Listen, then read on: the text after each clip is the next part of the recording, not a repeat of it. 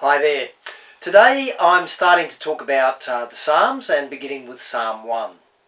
And verse 3 paints this wonderful picture.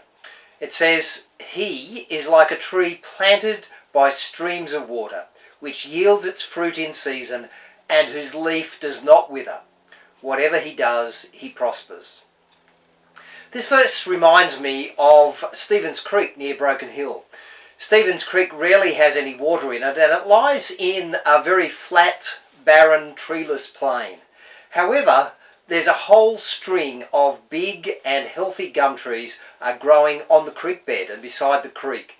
It looks like a ribbon of trees meandering through the red, lifeless landscape. But it is also a picture of health and growth where nothing else is growing. Psalm 1 reminds us that God's Word could help our lives be places of fruitful vitality in a barren and sinful world. The simple question of the simple wisdom of rejecting ungodly influences and reading God's Word actually brings us life and health. Verse 2 said, "But his delight is in the law of the Lord, and on his law he meditates day and night." The more we know God and adopt his values, the more fruitful we are. On the other hand, the more we allow those who ridicule God to influence our thoughts and our attitudes, the more we separate ourselves from this source of nourishment. We must have contact with unbelievers. We share the world with them, and we need to witness to them. But we must be very careful not to allow their influence to affect our behaviour.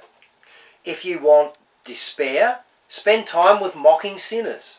But if you want God's blessing, make friends with those who love God and his word. Verse 1 says, "Blessed is the man who does not walk in the counsel of the wicked." Do you listen to the counsel of the wicked? I know I do. I often have the wicked in my lounge room. They tell me the latest news, and they try to influence the way that I interpret that news. I am, of course, talking about the TV, and I need to monitor its influence on me. Little pun there, monitor the TV. The prospering mentioned in verse 3 does not mean immunity to failure or difficulties, nor does it guarantee health, wealth and happiness. But when we apply God's wisdom, the fruit we bear, or the byproducts of that wisdom, will be good, and we will receive God's approval. Just as a tree soaks up water and bears luscious fruit, we also will soak up God's word and produce actions and attitudes that are honouring to God. To achieve anything worthwhile, we must have God's word in our hearts. But it says in verse 4, "Not so the wicked. They're like chaff that the wind blows away." Chaff is the outer shell or husk that must be removed so you can get the valuable kernels of grain that are inside. Chaff was removed by threshing and winnowing. So after the plants were cut, they were crushed, then the pieces were thrown into the air, and the chaff, which was very light, was carried away on a little bit of wind. And the good grain fell back to the earth. Chaff is a symbol of a faithless life that drifts along without direction.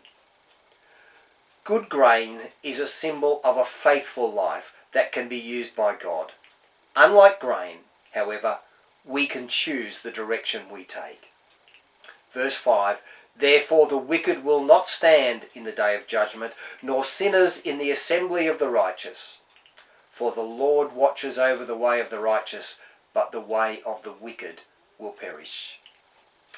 I hope you'll join me again tomorrow when we think about Psalm 2. If you have a chance, read Psalm 2 before you come to the message tomorrow. Bye for now.